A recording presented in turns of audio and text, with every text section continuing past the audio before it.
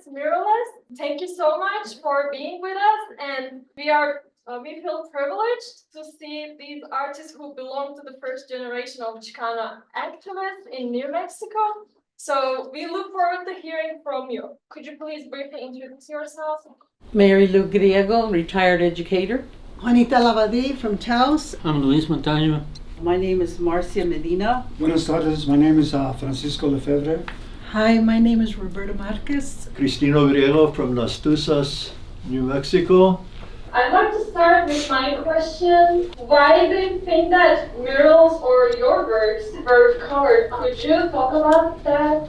There was a time that the murals were much appreciated by community, students, and then because of governmental political change, there was a gentleman by the name of Les Houston. He was in control of the budget for funding and approached the new president of Highlands University, Dr. Sanchez, and said, if you're anticipating any funding, forget it until you paint over the murals.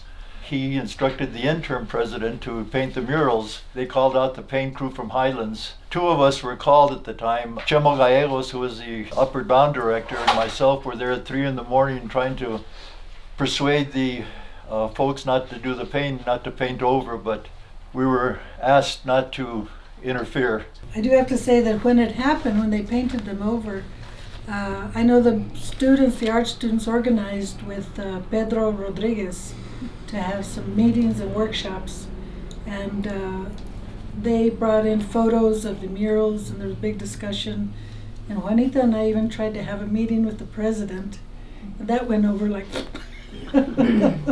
I think, if you go back to the actual creation of that mural on Burris Hall that was painted over, I think that it was such an expression of the time, but I really think it was such an awakening in the community for all of us as artists, as community members, to really define and state who we were and who we wanted to be. How did the movements inspire, change, or shape your art making or your ideas about this kind of art? make a little reference to that because I was involved with the beginning part of mural. It was like an explosion. It was a paradox of contemporary expression based on very strong ties to tradition and cultural, which we call carencia right now, but that was really critical. There was a lot happening during that time. The feminist movement, the anti-war movement, the Chicana movement, and civil rights. And we're still dealing with the historical trauma, but that tie of a contemporary expression that just burst out, the energy. It was like a vortex, just threw us out all different directions, and here we are now. Those murals that we painted at New Mexico Highlands University actually brought us into the stage of the whole Chicano mural movement that was going all over the country. When we spent a summer in a cultural exchange in Mexico with Ramiro Romo Estrada, he brought us through how the process began with the Mexican mural movement, where they first did research about the Mayas and the Toltecs and the Aztecs and the way they created art. We were able to develop a composition to be able to tell a story. New Mexico Highlands was rich with cultural struggle, and this was surely the golden age of art at Highlands University, and still think that title holds to us all in this room. I was not an art student at the time, I was an education student. But because I was friends with all these people here and I'd hang out, our Professor Pedro, you walk up to a mural and he would just hand you a brush. And that was my first what? Me too? But that's what muralism opened up, was art for the community. Can we talk about some of the images in the mural and how they were interpreted as controversial? I think that people they weren't aware, or they didn't know about mural art. People have said, your art doesn't belong in New Mexico, it belongs in Mexico. I had a sketch of Che Guevara, and I said, well, let's do it. So I gridded my sketch, and I gridded the wall, and I laid out the Che, and in about 3 hours there was a Che on that wall. The next day they came to me and said, you got to get out of here. You got to leave this university because you're a bad influence. So that was an image that was really like how would I say, was controversial, to say the least.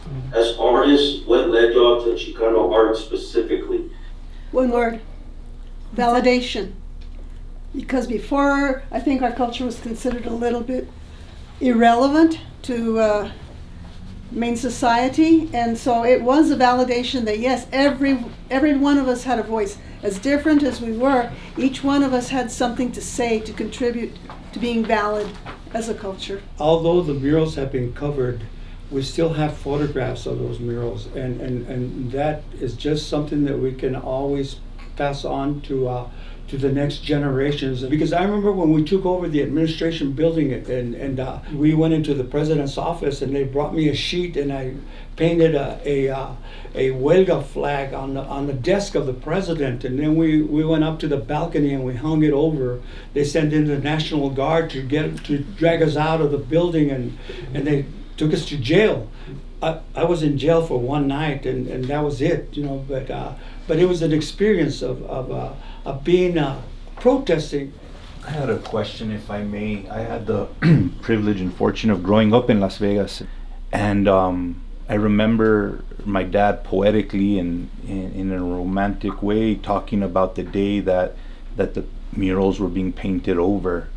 I remember him describing it as, you know, the maintenance personnel having been ordered to cover the murals, who were predominantly Chicano themselves, covering up their history because of a mandate. Do you remember that day? What was that like? It all happened on a quiet Sunday. Nobody from state employment should have been working on that day. I just remember the feeling of loss and just shock, you know, and why. It was censorship personified. And it's the fear that they have in seeing the expression that we created.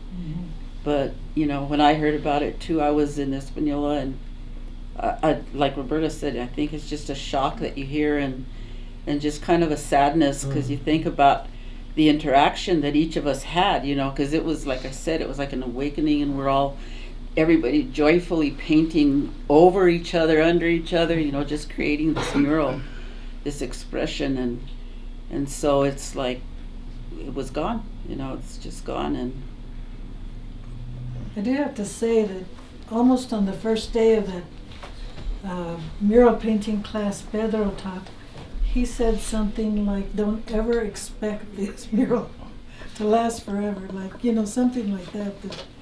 They're political, it's art, it's, you know, expression, and don't be shocked if somebody comes and doesn't like it, you know.